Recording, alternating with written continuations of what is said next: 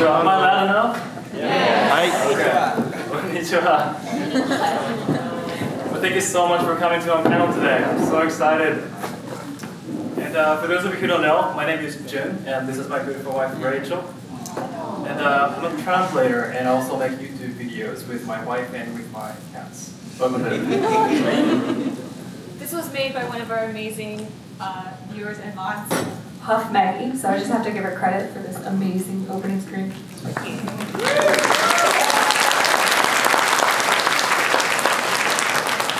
So I was supposed to talk about like the cultural differences between. Okay.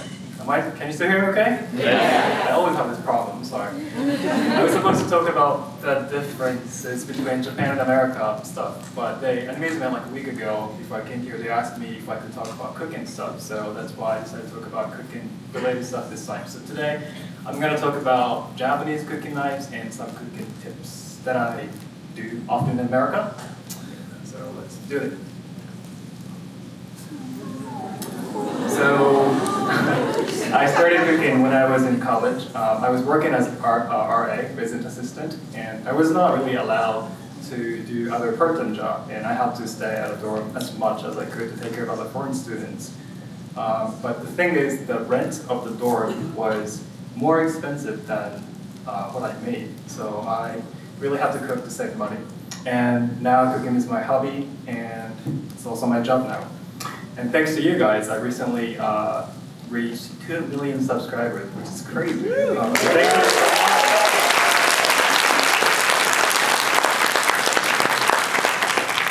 I was wondering how many of you guys know my channel or even like subscribe. Oh my God. You guys are awesome. Thank you. I have one more question. Does anyone speak Japanese here? Oh, wow! But I guess most of you guys don't speak Japanese, so I'll do my best talking in English, but if you don't understand what I'm saying, just ask me, feel free. First, I'd like to start talking about Japanese cooking knives, and I can't talk about Japanese cooking knives without talking about Japanese swords. So please let me talk about Japanese knives, as well as Japanese swords. Are you guys interested? Is that okay? Cool. First, does anyone have Japanese cooking knives here? Oh wow! Do you mind if I ask you guys what kind of knives you guys? You can just tell me what kind of knife you have. If you don't know the name, that's also fine. Oh, Shin. Nice. So there are many types of Japanese knives, and depending on what kind of ingredient you cook, we use different knives. And this is how it looks like when you, if you go to a Japanese cooking knife store. And by the way, I got a lot of questions from people who are interested in buying Japanese knives, and they all ask me which store they should go to. So for those of you who are interested in, I personally recommend the one on the left, Power Knives Osaka. The owner is Canadian. His name is something like Bjorn Heiberg. I'm not quite sure if I'm pronouncing this correctly, but he can of course speak English. And one of his motivations to open his store was apparently when he went to Japanese knife store, he was already fascinated by Japanese knives, so he went to a store. And then he realized that Japanese sales workers suck at explaining, and I totally agree with him. Because when foreign customers came, they sometimes ran away. Do you know Simon Marcino? Yeah, cool. They're also living in Japan making videos, and when we first met, Simon, the guy on the right, and I went to a Japanese cooking knife store actually, and when I went into the store and I'm looking around, eventually 2 workers came talk to me and then tried to sell their knives, and they were just doing their jobs. But as soon as Simon came to me, they just suddenly walked away. So that's Simon for you. Yeah, and Simon's a really tall guy, and I understand like kind of scaring people away, but I'm as tall as him, so they can't use that as an excuse.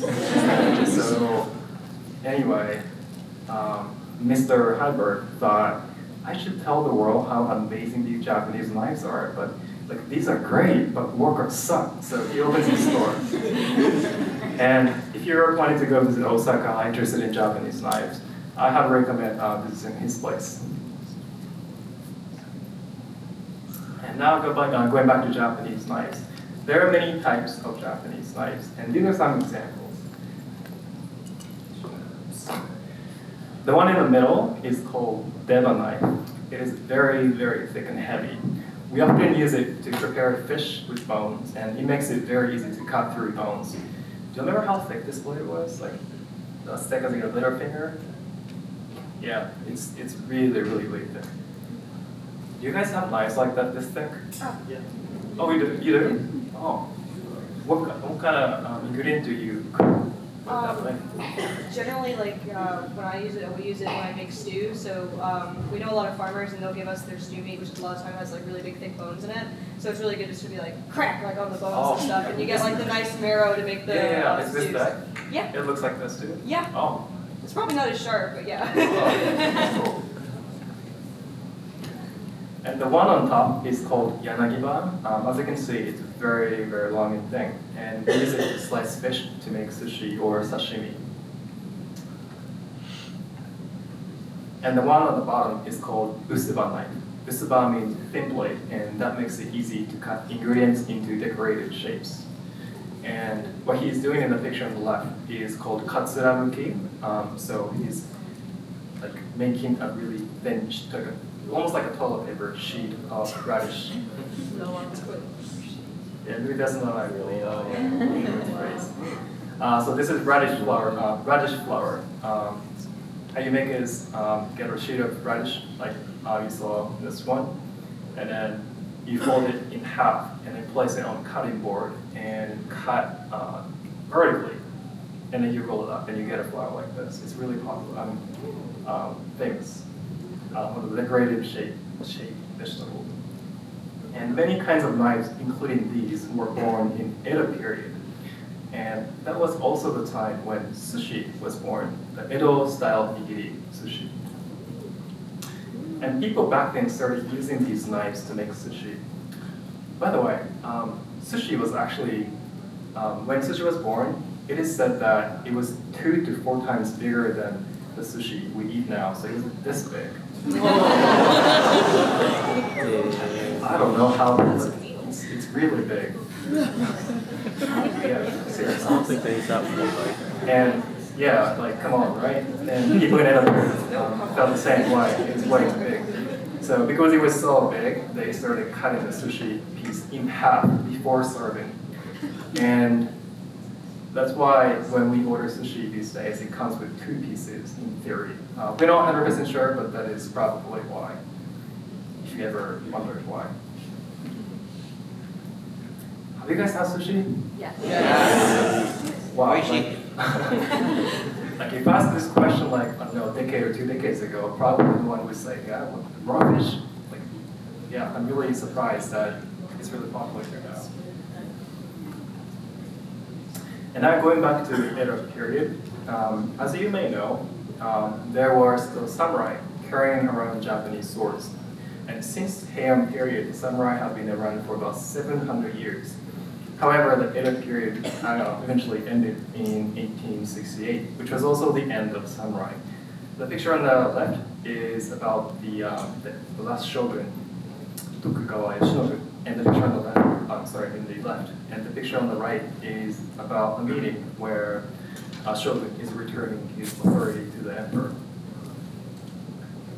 I assume, like, Rachel told me that shogun is quite like a well-known word even here. Is it something that you guys know? Like, do you guys learn about shogun in like school or something? Yeah.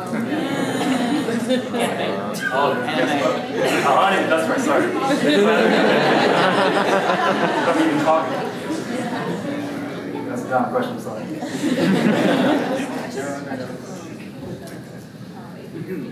The Edo period ended and the Meiji period started. There was a British photographer called Felix Beato, and he was living in Yokohama, Japan, from 1863 to 1884. And this is a picture on the right, is a picture of a mailman back then. And this time he was in Japan was kind of important. Here's another example of a picture he took.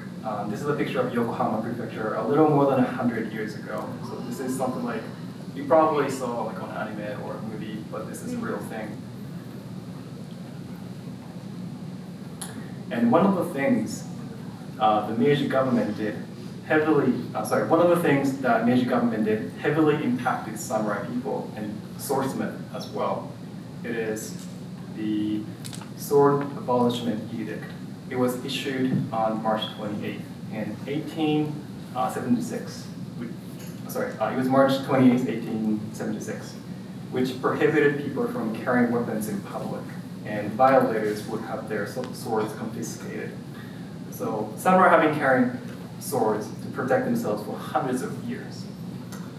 But now it is new period, and the Meiji government basically says, samurai or farmers, you guys are all now equal citizens. And now we have conscription system, and we have police as well. We don't want you to kill other citizens with your sword. That is police's shop, not yours. So now, officially, samurai are banned. So in a way, you could say that this is a picture of an actual last samurai.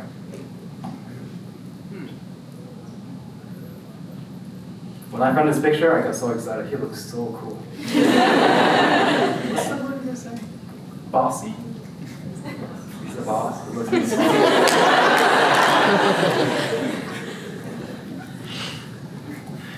And as I said earlier, sword abolishment edict heavily impacted swordsmith as well. The market demand dropped significantly, and many of them had to give up making swords in order to survive. And instead of swords, they started making cooking knives, which were in higher demand. And this sword abolishment made them swordsmith. It made them become knife makers. So this was one of the biggest events in Japanese samurai history. And this was another huge event for swordsmith. As we all know, Japan lost America, and after the war ended, American General Headquarters de-weaponized Japan by demanding every sword be surrendered, and they disposed of more than 200,000 swords, including spears. And eventually, only 5,600 were returned. And also, they banned the manufacture of Japanese swords. So basically, America put an end to Japanese sword history. Apparently, the leader of American General Headquarters didn't like Japanese swords, but many American soldiers liked it a lot, and so they took them back as a souvenir. And later on, after negotiating, Japan got permission to make swords, as long as they categorize swords as a work of art. It cannot be a weapon. It has to be something that's only for enjoying looking at it. And World War II was the last war or anything. It was the last war where a Japanese sword was used as a weapon. By the way, please let me talk about something that is not related for a minute. This is a good opportunity for me. So whenever Rachel and I talk or make a video about history or cultural differences between Japan and America, we always get comments like, "Why do you hate Japan?" or "Why do you hate America so much? What is wrong?" Do I hate America? Do you even know where my wife came from? It is your country, sir. And there is just so much unnecessary internet hate. But let me just say this to this guy.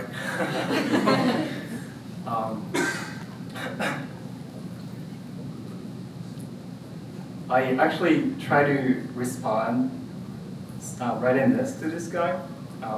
But I decided not to. So I just decided to just tell you guys here. Okay, so do you even know where mine came from? It's your country, sir. I'm just talking about things that happened before even my grandparents were born. What do you expect me to do? Create a time machine and change history? You know what I would do if I had a time machine? I'm gonna go back in the past, and then if one of your parents fall in love with a Japanese person, and now you're half Japanese. you hit more. That's what I would do.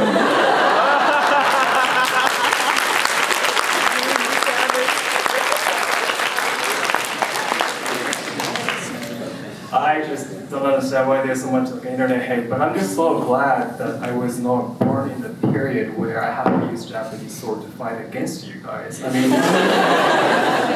like seriously, Rachel, my wife used to be military, and we could be killing each other. Seriously. Right? We just get married again yesterday, you know? I love you.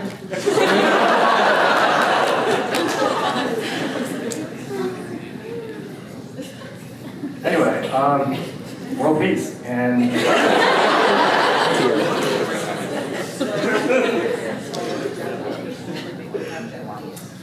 anyway, let's go back to the miserable war.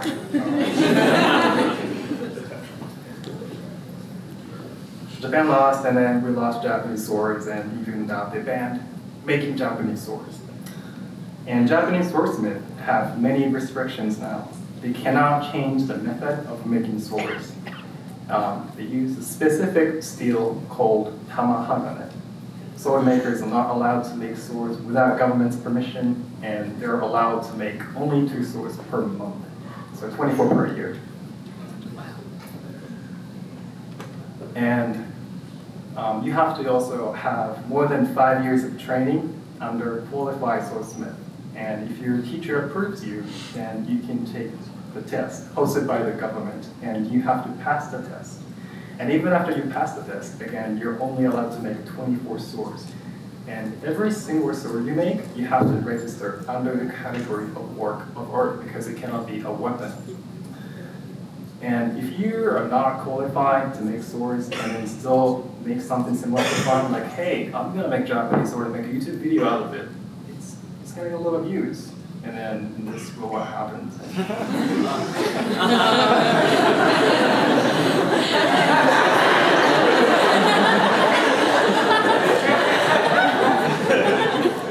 I'm sure it'll get a crap ton of views. You just can't do that in Japan anymore, thanks to you guys.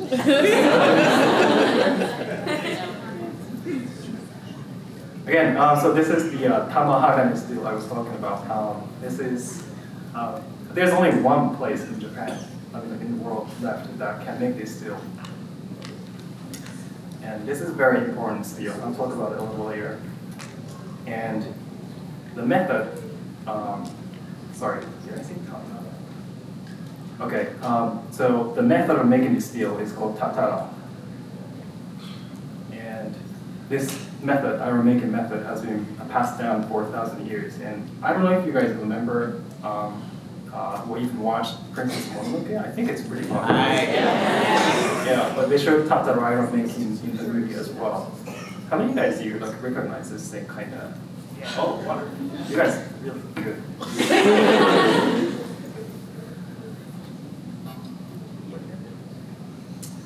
And in the movie, there's a lot of people working on this thing, but these days, it's really, really difficult. Sorry. And the leader of tatara iron making is called Murage.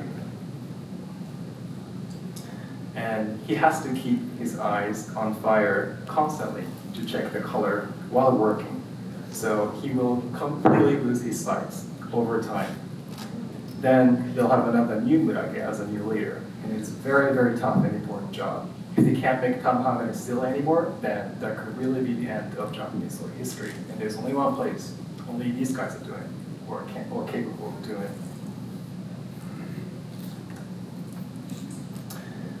Now, war is over, and let me talk about modern Japanese swordsmith. So there are about 300 swordsmiths, and only 10% of them make living off of just making swords. And as I said earlier, they have to register their swords under the category of work of art. And when they register, they have to carve their name on the sword. And they can only make 2 swords per month, so even if they want to make swords and try to sell more than 3, from the third sword, he cannot register, which means the sword becomes nameless, which means sword is a weapon. So if you made a sword in Japan, even though you were not, so if you made a sword in Japan, even though you're not qualified, then that's legal. You made a weapon, that is not a work of art anymore, that's a weapon. So technically, swordsmith can be in big, big trouble for making swords now. So some swordsmiths now make fake Japanese swords, or some make Japanese cooking knives to survive, simply because they cannot survive for making, just by making Japanese swords. So Japanese swords is not a weapon, and Japanese swords are work of art, and they're artists. So that was a quick history of Japanese sword, and if you're interested in it, and if you also happen to be a fan of Evangelion, you might want to see this. If you're planning to visit Japan, this is a website of All Japan Swordsmith Association, and when you scroll down, you see a banner like this, which translates to Evangelion themed Japanese swords. I was not sure if I even should talk about it. Are you guys interested in all this? Yeah. Evangelion is also a thing here.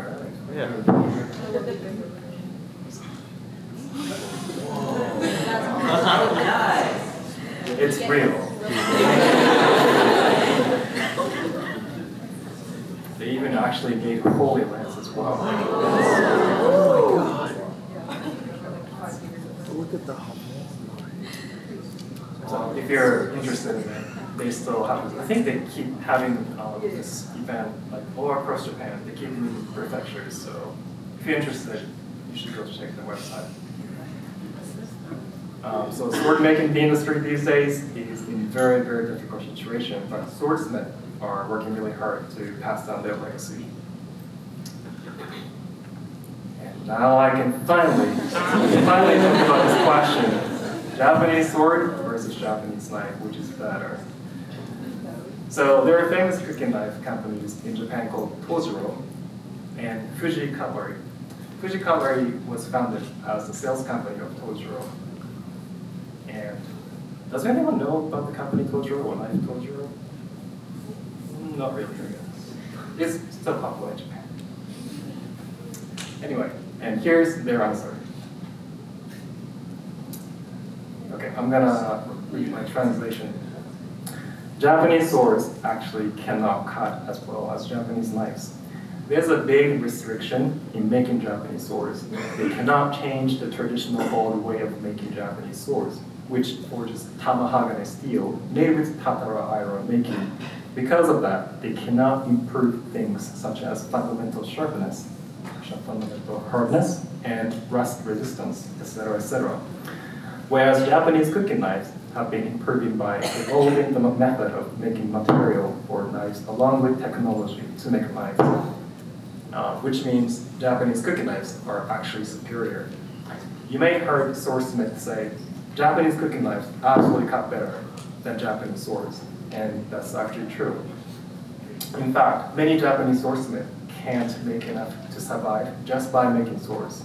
And it's pretty common for them to make other bladed tools, like cooking knives. And they're very aware of the difference of sharpness between knives and sword because of the restriction in sword making.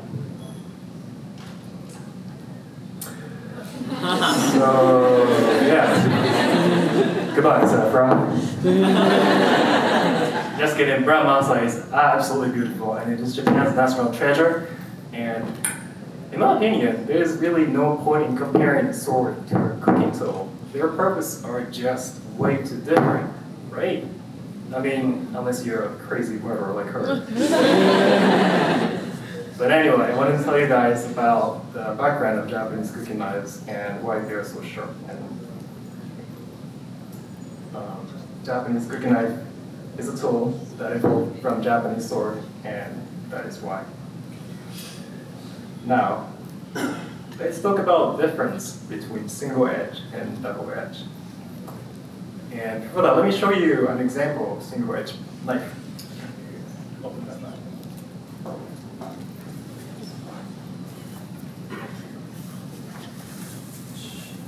Kurama-san, 願いしてよろしいですか。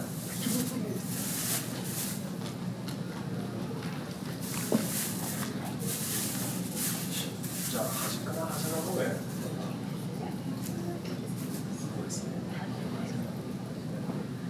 So last year I made a video called Polishing a Rusty Knife, and thanks to you guys, now it has more than 28 million views. Wow. Thanks so much.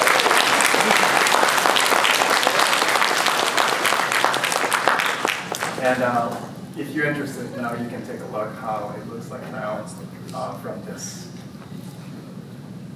Have you watched this video? Yes. Thank you so much. You know, like you guys are always over the side of the earth or just over the computer. It's really cool for me to get to see actual viewers in real life. So thank you really so much. Thank you.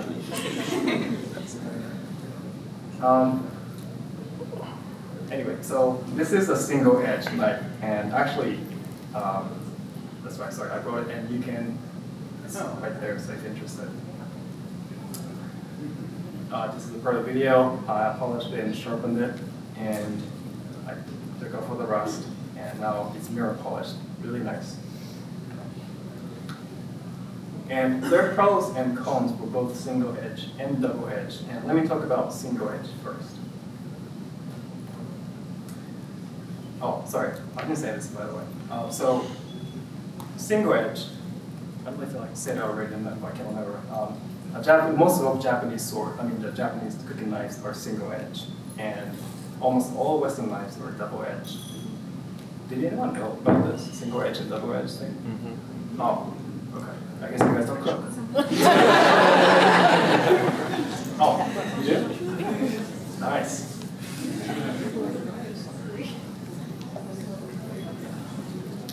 So when you cut the ingredients in half with single-edged knife, the knife wants to go to the left because of the shape of the blade. So if you're not familiar with single edge, it might be a little too difficult to cut ingredients in half. This is which pros is good and cons is bad? Yes. Hi. How did you teach me about this? Congress is bad? Is my cons bad? Oh, Congress is opposite of progress. This is Congress of single edge. It's difficult to cut in half. But when you try cutting ingredients thinly from the side of ingredients, it makes it very easy to get paper-thin slices. And this is a video I found on the blog. The person who made this blog is a Japanese chef, I think. Her name is Noriko-san. Let me play this video.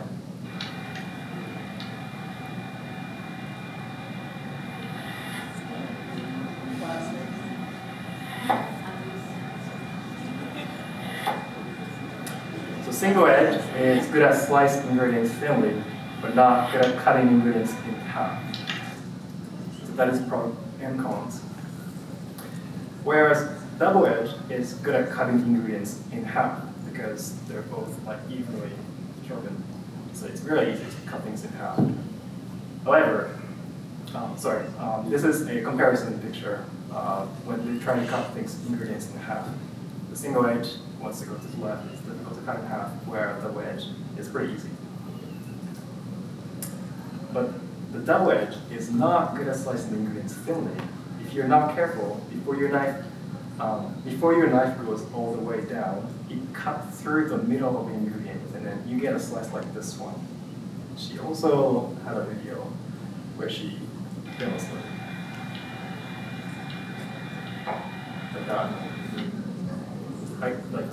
If you ever try cooking, then I think you understand. A block of cheese, you can talk. I think almost everyone here has probably cut a block of cheese at some point, and you try to get a slice, and then it ends up being a triangle shape, and you're like, what is happening? It's not you, it was your knife. So, double edge is not going to slice ingredients thinly. So that was a major difference between single edge and double edge. And earlier I said most Japanese knives are single edge, but I actually didn't say this, so some exceptions. Some Japanese knives are actually double edge, and here's one. So a lot of people suggested I should read this manga, and I read a little before I came here. And I realized how many characters are named after Japanese cooking tools or cooking-related stuff in general. And I really like the name of main characters. I assume you guys read manga in English, right? And do they write Japanese names or letters even for name, noun, names at all? They do? Yeah. Oh, they do. Okay. Awesome. So, Nakiri is a name of heron in this manga. And if you ask Japanese people what comes to their mind, if you ask Nakiri, or if you say Nakiri, normally we think of this knife.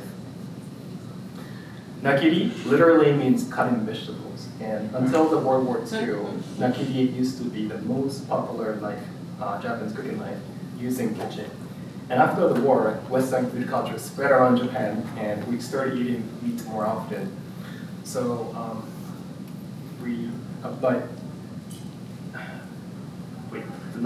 we started eating meat more often, and because this knife is mainly only for cutting vegetables, we started using this knife less. But until then, this was the most popular knife.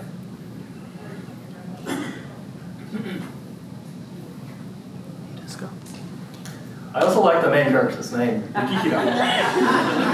Again, if you ask Japanese people about the name Yukihira, this is what comes to their mind. Yukihira pot is very, very popular, and everyone uses it. I also really like the other heroine's name, Tadokoro Megumi. Tadokoro literally means rice paddy flakes. And Megumi means blessing. I assume she's from a countryside, didn't she? Yes. So she is. So both of my grandparents were farmers, and her name reminds me of the time I spent with that in rice paddy too. So these three main characters, they basically represent Japanese cuisine. It is something new to you guys? Yes. I'm glad.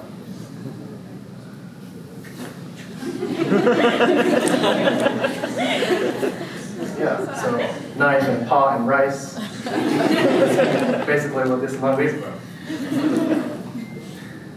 about. So I just started reading this manga, so I don't know too much about it yet, but I'd say it was definitely interesting.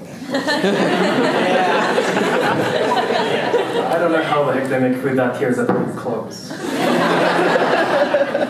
So when you call me read this manga like a girl be naked, it's because of this.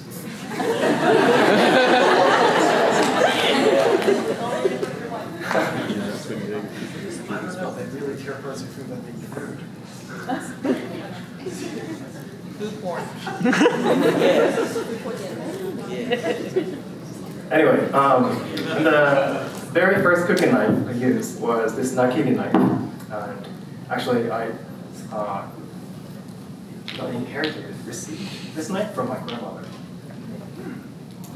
And I'd like to show you how I sharpen it, if that's something you're interested in. And before that, let me show you some data by a Japanese company called Kaijirushi. Kaijirushi is the company that makes shoe knives that people sell.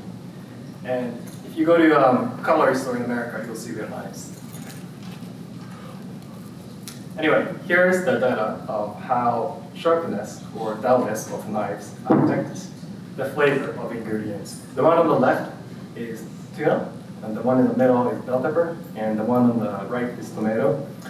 They use the taste sensing machine to do the test. And the result basically says the more dull, the more bitter the ingredients become, especially bell pepper. This is a picture of sliced carrot. The one on the left is sliced by a dull knife that hasn't been sharpened for a while. And the one on the right is sliced by a sharpened knife. And you can tell how the dull knife breaks apart the cells of carrot. And when the food touches your tongue, you can feel this unpleasant bitterness. Sorry.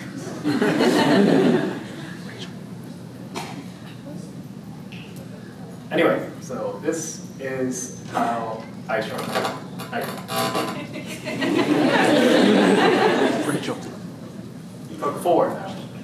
Okay, can you still hear me okay? Yes. This is so much better, thank you.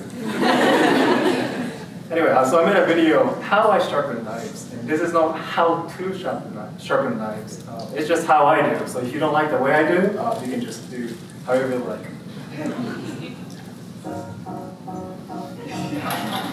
They said I can't really bring knives and tools because, yeah, so it's dangerous weapon, so. This is not a knife.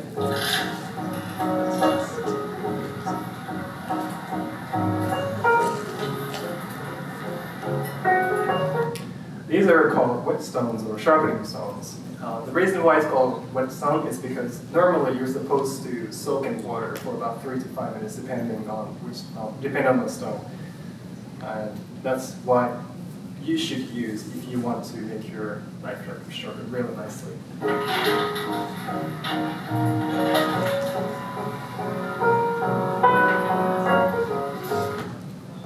And grind, did I say? Grit. Wait, grit. Like I said, grit. So I use the one I showed you earlier was like black and grayish. Those are really low number, low grit, and 3,000 grit and 8,000 grit. These are going to make your knife really sharp. So I'm going to start with lower grit number to higher number.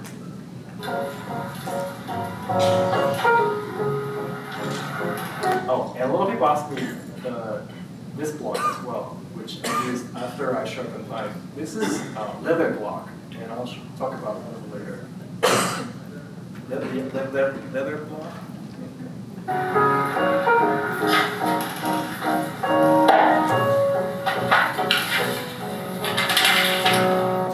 So I'm going to test how the sharpening of this knife right now.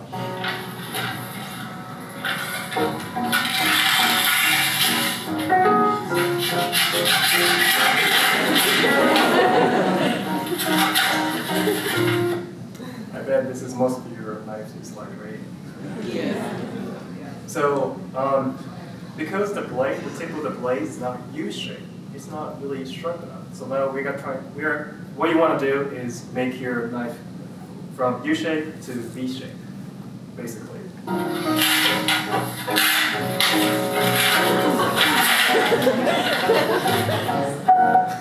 And when you sharpen a knife, people also ask me how much pressure you should push down. Push down. About 4 pounds is good, depending on the knife, 4 or 5, sometimes 6, even more. The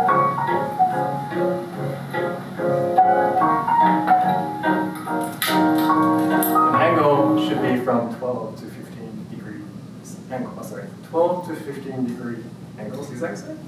Okay. If you put like a 2 dime, then that would probably be 12 to 15. That's how I say, right? Dime. How much is dime? 10 cents. Okay. 10 cents might be slightly thinner than Japanese 10 yen, so, but I think it's still okay. Yeah, two dimes would be good. You place your knife like that in 12 to 15 degree angle, and a lot of people go back and forth just like that.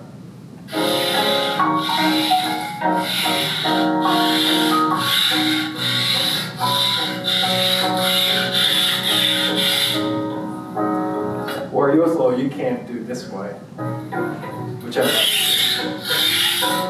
Is it too noisy? Are you guys okay? And Rachel corrected me how to pronounce this word. It's difficult for me. So, the bar. Is this okay? Okay. After you sharpen, you get the bar, and you want to get rid of this. By the way, when you sharpen, make sure to use the whole surface of the stone. You don't want to do on a really tiny one spot like this, because it's going to help me explain this. Eventually, you'll have an indentation. Your stone won't be flat anymore. Yes, and it's not only going to make it difficult to sharpen, it can be really dangerous, so be careful. Make sure to use the whole surface. Actually, it's easier to use the whole surface. So.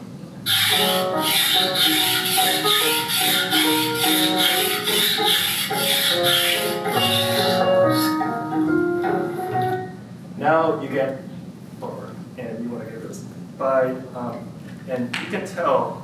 You can actually tell where the bars are, or just use your finger and you can feel it. And if you don't feel anything, then you haven't sharpened that side enough yet. So turn around the knife and then sharpen that side to get rid of the burr.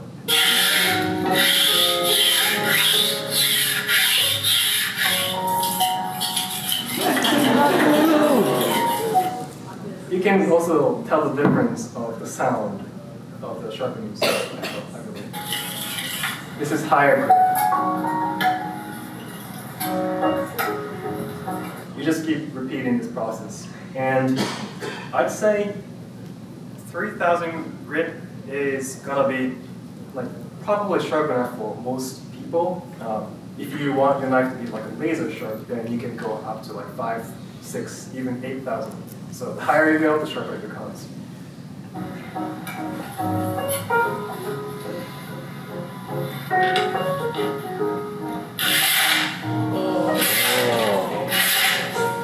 This is called slab cut. What I'm doing is I pull the knife a little toward me. And this, what I'm about to do, is called push cut. Only a laser sharp knife can do.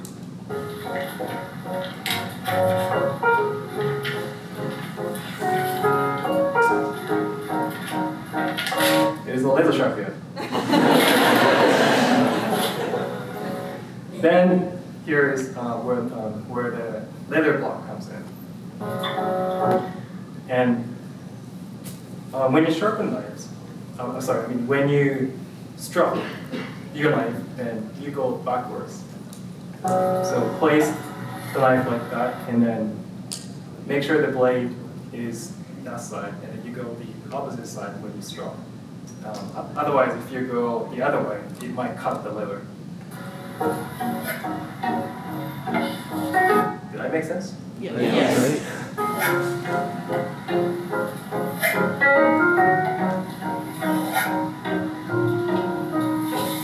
A few times is enough. And you might think it was just a piece of leather, but it's gonna make huge difference.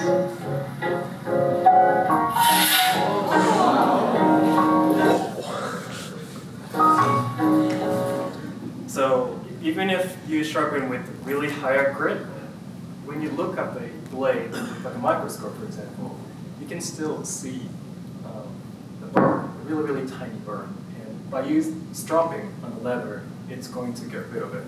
So that's why you can do push cut if you use leather strap. So if you're interested in like making your knife really laser sharp, is it laser sharp?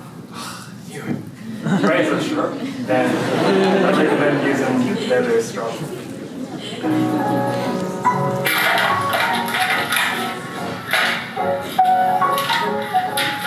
That is a dull knife. Another way to test how sharp your knife is, get a piece of paper or magazine or something and then fold it like that. See if you can cut.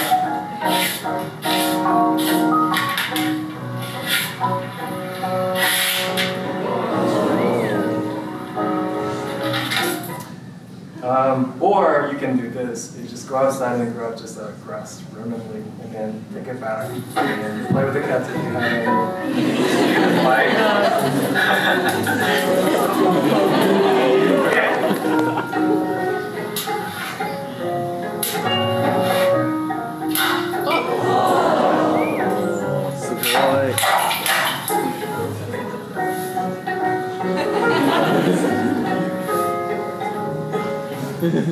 That's how I sharpen knives.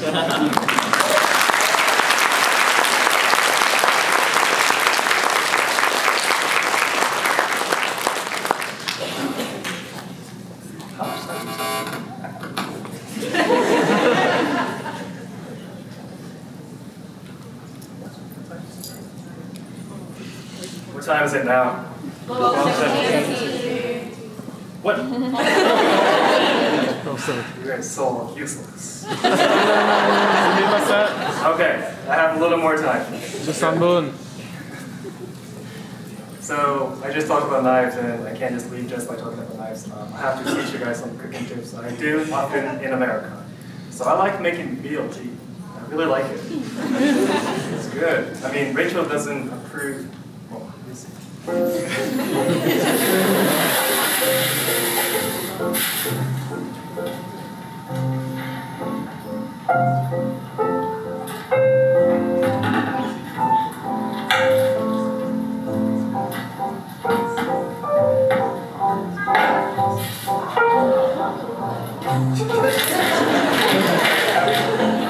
Thank you.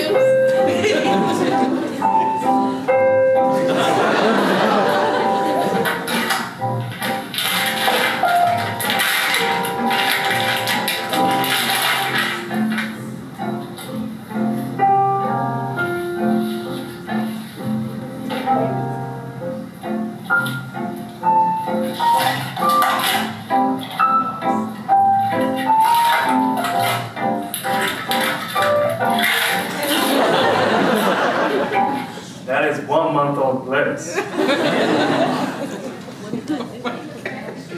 So what I did was just basically put toothpicks at the bottom and then rub it with a paper towel and then put the Zippo back and then put it in the fridge. And that's all you need to do.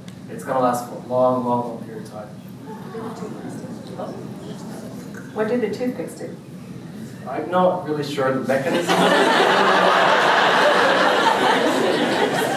but it really makes a huge difference. I really don't know, it just does. I said my grandparents were both farmers and they told me about this, and I couldn't believe this for the first time, but boy, it really does last long. And I actually searched for I actually looked it up on the internet, and then I found a guy who did this for 2 months, and the first few leaves kind of got rotten, but most, like I would say 75% were still edible, just fine and crispy. So it really does last long. And I don't know how it does.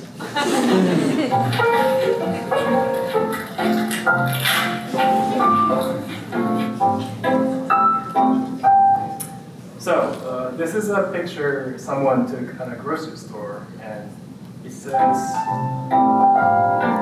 so they obviously failed selling these tomatoes. So I was wondering if this is true.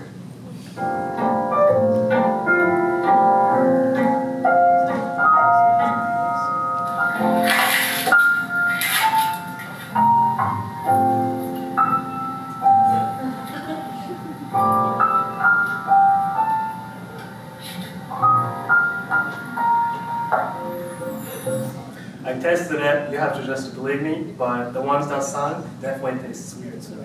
The ones that float. So maybe this is a good way to tell which tomato you should use when you wash them before you eat. Yes.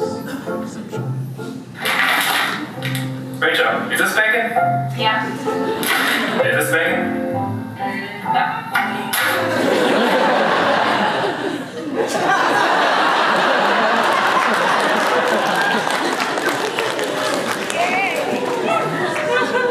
So if you grew up in America, the one on the left is bacon. Bacon. Anything else is not bacon. Where by Rachel? How do you guys call the other one? Canadian bacon or something like that? Yeah. Have you tried any? Yeah. You like it? Pizza. But I think if you come to Japan and try Japanese bacon, I think it was disappointed. So this is a tip only for Americans. But yeah.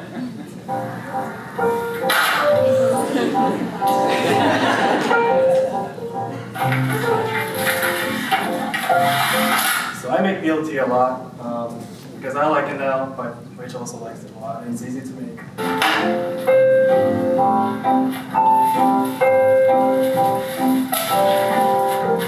But sometimes it can be, a lot of times it can be messy, so I just grab it with saran wrap and then cut it. It makes it really huge difference.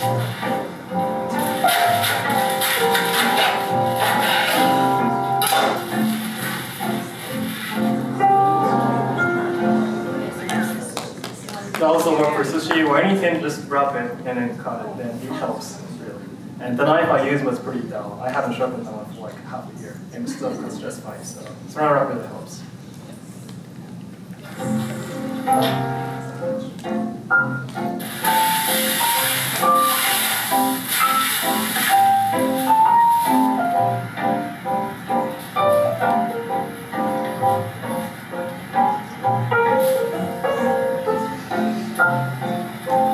You may know this trick, maybe some people. You just score the skin. Easiest way is just in the middle, and then you boil it. Or you can even add salt.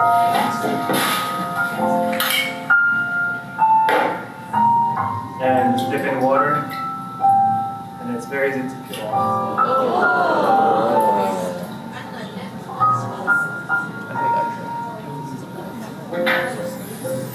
You can have fun like this too if you want.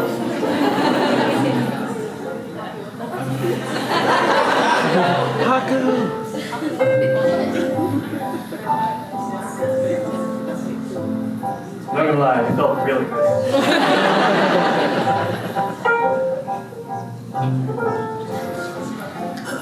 So I also eat chicken a lot here, and this is how to make juiciest, softest chicken. And you don't need anything fancy, just salt and sugar and water. That's all you need.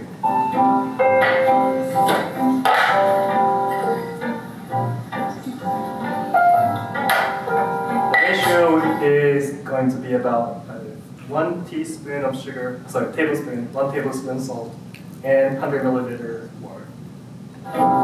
So basically you want to make 5% salty water.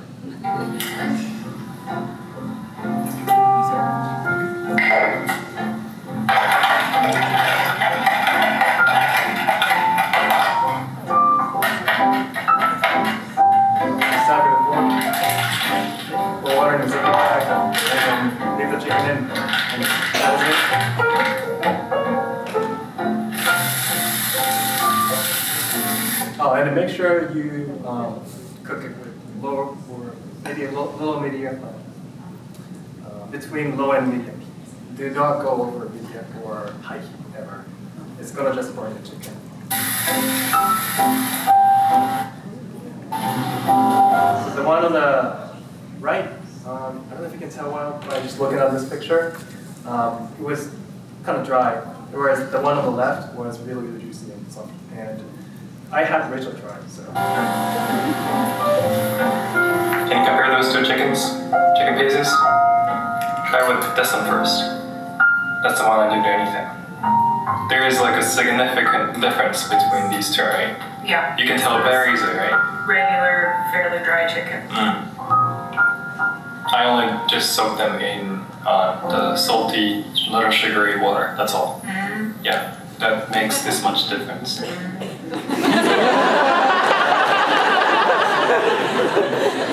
I was more excited than that. He cut out the part where I was excited. What did you say? Anyway, can you tell them how it was like? Yeah, it was actually really, really, not even just juicy, but it had a really good flavor. Salty, sugary one. So was the water room temperature, or did you add ice in it for it to be cold? No, just you keep your chicken in the fridge, right? Basically, so instead of leaving your chicken without anything, just do this stuff and then just leave it in the fridge, and then you just take it out and cook whenever you want. I was asking about the water that you put the chicken in. Oh no, it was just room temperature, just Okay, and then yeah. you just have to. Yeah. Okay. Yeah, I'm glad. I just wanted to share this with you. Thank you for watching.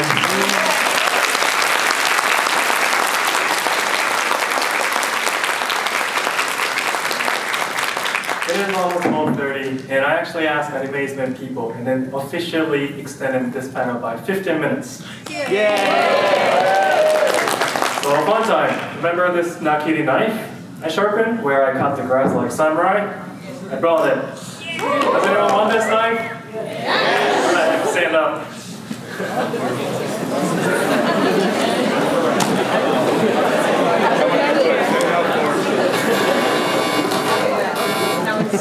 And please, the winner will have to take this to your room as soon as you're done with this panel. That's what they tell me. If you can't do that, they place it down. Okay. So I'm gonna have you guys do Junkin one. Do you know what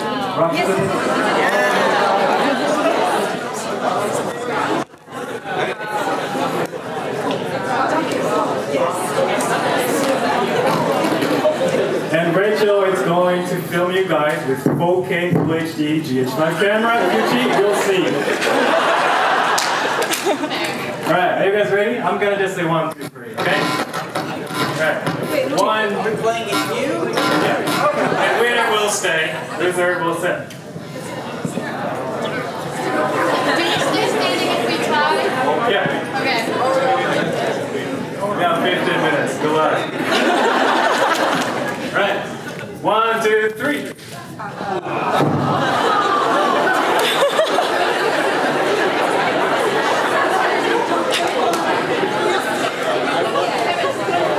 Right. You guys ready? 1, 2, 3.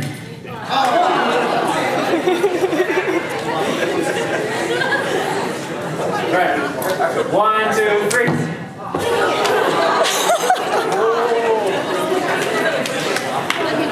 Right. 1, 2, 3. How many still? 1 to 10? Okay. 1, 2, 3.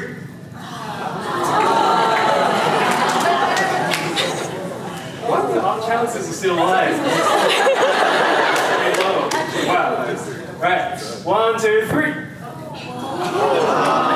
How many? 1, 2, 3, 4, 5. Okay. Wait, 6, 7. Okay. One more time. 1, 2, 3. 3. Oh, wait, more. Okay. There's another game I'd like you guys to do for the people who are left still. But I guess I'll try it one more time. See if you can survive. Even if you lose, can you just wait? 1, 2, 3. How many people? Oh, right. 3. Okay. Then, if you lose, please sit down. If you tie, please sit down. 1, 2, 3.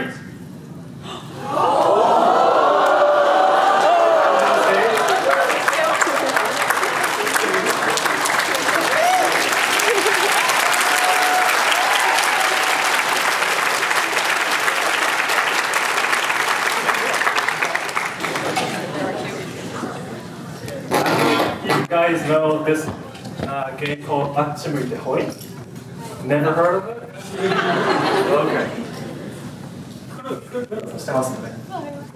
We're gonna demonstrate.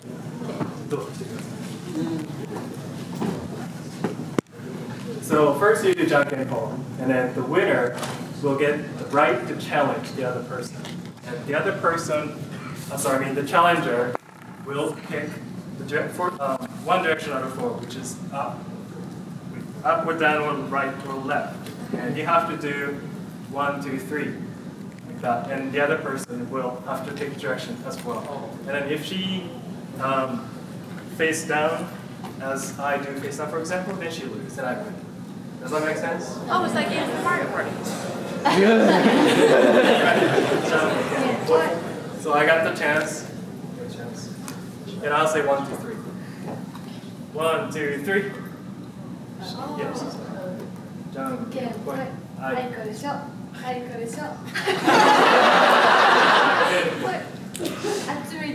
I lost. Are you guys ready? Alright. I'll just say 1, 2, 3. So do your thing after I say 3. As soon as after I say 3. Ready? Your name is Swan? Nathaniel. I'm sorry. Nathaniel. Nathaniel. Yeah. I'm sorry. Swan versus Nathaniel, right? 1, 2, I guess ready? Okay. Rock, scissors, paper. 1, 2, 3. Okay, yeah, you got a chance. We have it right, okay? 1, 2, 3. Oh!